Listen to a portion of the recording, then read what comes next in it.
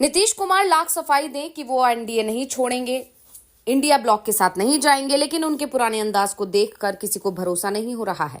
कहा जा रहा है कि नीतीश कुमार ने नरेंद्र मोदी को अगर आंख मूंद कर समर्थन दिया और बीजेपी की हर बात अब तक मानी है तो इसकी पूरी कीमत वो वसूल लेंगे।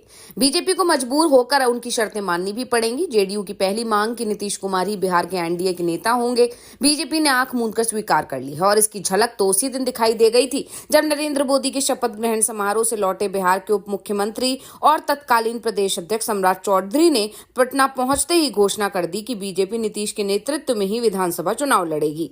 एनडीए की तरफ से नीतीश कुमार सीएम पद के उम्मीदवार होंगे। बीजेपी के शीर्ष नेतृत्व ने भी इसका खंडन नहीं किया और अब बात सीटों के बंटवारे पर आ गई है।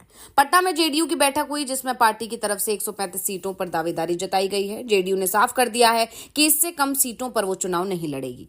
लोकसभा चुनाव नरेंद्र मोदी के नेतृत्व में एनडीए ने लड़ा था, इसलिए जेडीयू ने बीजेपी को बड़ा भाई मान लिया था। लेकिन विधानसभा चुनाव नीतीश कुमार के नेतृत्व में लड़ा जाएगा, इसलिए विधानसभा चुनाव में जेडीयू बड़े भाई की भूमिका में होगी।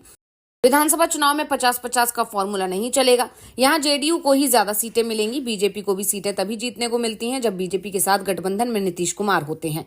जेडीयू की तरफ से ये भी साफ कर दिया गया है कि एनडीए के जितने भी सहयोगी हैं उन्हें संभालना बीजेपी का काम है।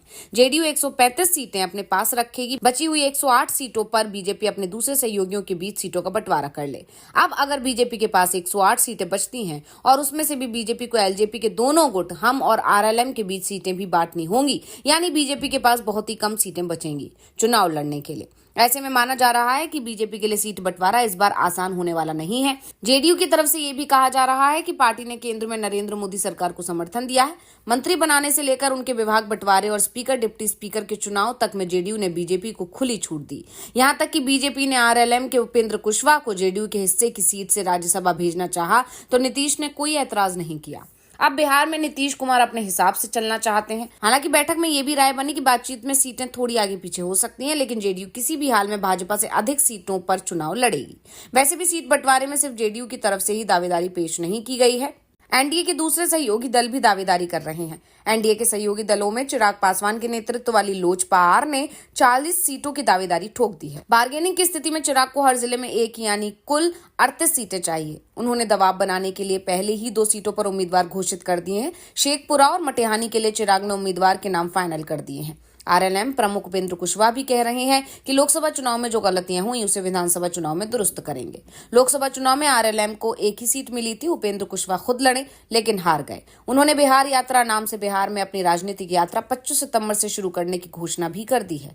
हम के संस्थापक जीतन राम मांझी अभी कुछ बोल नहीं रहे हैं, लेकिन बार्गेनिंग के वो मास्टर हैं। वो भी इनकी देखा देखी इतनी सीटों की मांग करते हैं जो संभव ना हो तो आश्चर्य नहीं।